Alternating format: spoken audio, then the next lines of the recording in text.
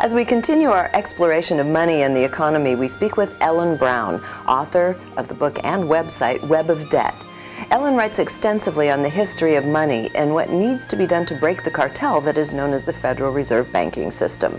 She gives a compact history lesson on money here, reaching back to the days of Benjamin Franklin in early America, where he was instrumental in setting up a public bank in Pennsylvania that sounds much like what we need today.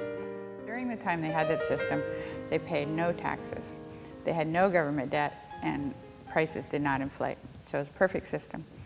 But then, according to Benjamin Franklin, that was a major reason we fought the revolution, was that King George took away the power of the colonists to print new issues of money. That's what the order was.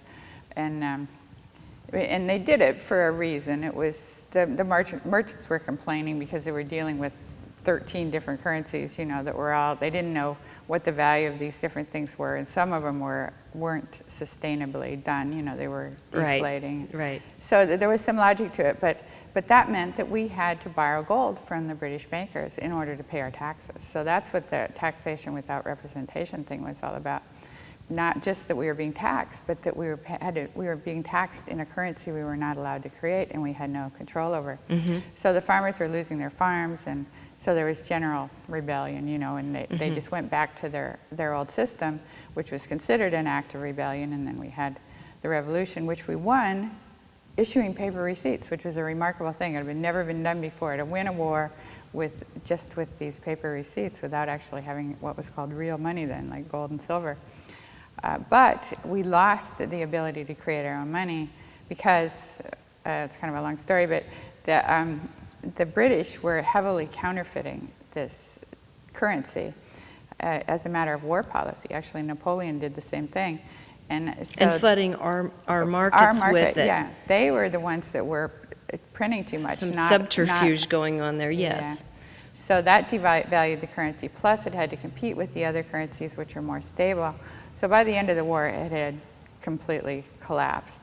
And the Founding Fathers were so suspicious of it that they couldn't agree on whether to put it in the Constitution or not. And I guess there were actually riots outside the Constitutional Convention, so they had to do something fast. You know, the soldiers wanted their money, etc.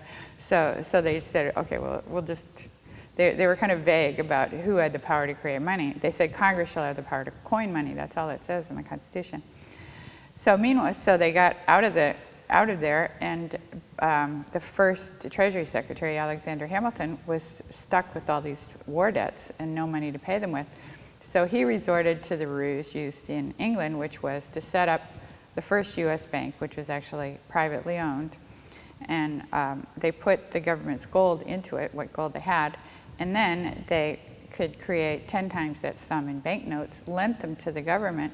And so now there was plenty of money to pay off their debts. It was a ruse, but it worked, and everybody trusted these banknotes more than they would have trusted a government-issued money because it was supposedly backed by gold.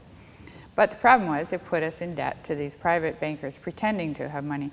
Benjamin Franklin called them bold and bankrupt adventurers just pretending to have money. I mean, at first, he didn't get it either, and at first he blamed the paper money, and then later he realized they had been taken.